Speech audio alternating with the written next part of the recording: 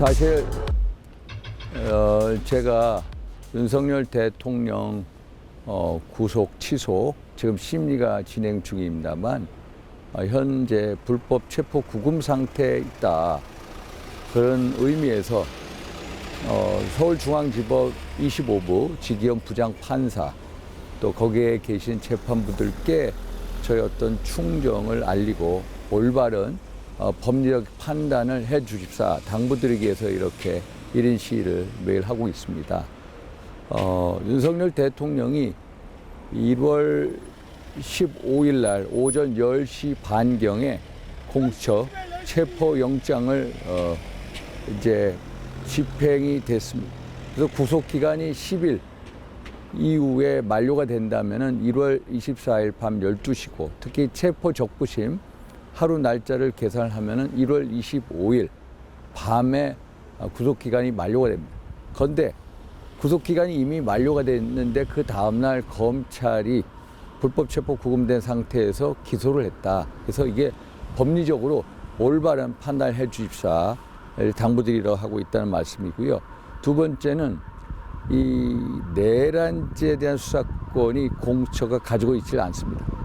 대통령에 대한 어떤 직권 남용 혐의와 연관해서 내란죄 수사할 수 있다고 하는데 내란죄와 직권남용죄는 엄연히 범죄의 성질이라든지 구성 요건이라든지 범죄의 중대성에 비춰보건데 너무나도 다른 범죄입니다. 그래서 이런 직권남용죄하고 연관해서 어떤 내란죄 수사할 수 있다. 이것은 인정될 수 없다라는 겁니다. 그래서 또 그 다음에 어떤 그 공수처가 서부지법에 이 체포영장을 청구를 했습니다만 지난 금요일 날 대통령 변호인 측에 그 기자회견도 있었습니다만 12월 6일, 12월 8일 대통령을 피의자로 한 통신 압수수색 영장 기각 사실이 만천에 드러나게 된 겁니다. 결국 중앙지법에서 대통령에 대한 체포영장이 기각되는 마당에 당연히 체포영장은 더 기각될 가능성이 높으니까 결국 서부지법으로 영장 쇼핑을 해러 돌렸다. 거기서 체포영장을 발부받고 구속영장도 발부받고 결국 이게 공수처가 내란죄 수사권이 없는데 위법한 영장 청구와 발부와 또 집행 1월 15일 날 체포영장 집행할 때도 형사소송법 110조 111조 적용을 받아서 당시 대통령 경호처 차장이 여기는 대통령 관저는 군사기밀 가급 시설이기 때문에 수색을 허락할 수가 없다라고 했는데도 위법하게 영장을 집행했다. 그래서 이 모든 일련의 과정이 결국 위법 상황이다. 그래서 이런 거에 대해서 올바른 심리해달라는 거고요. 또 하나는 대통령이 증거인멸 가능성입니다.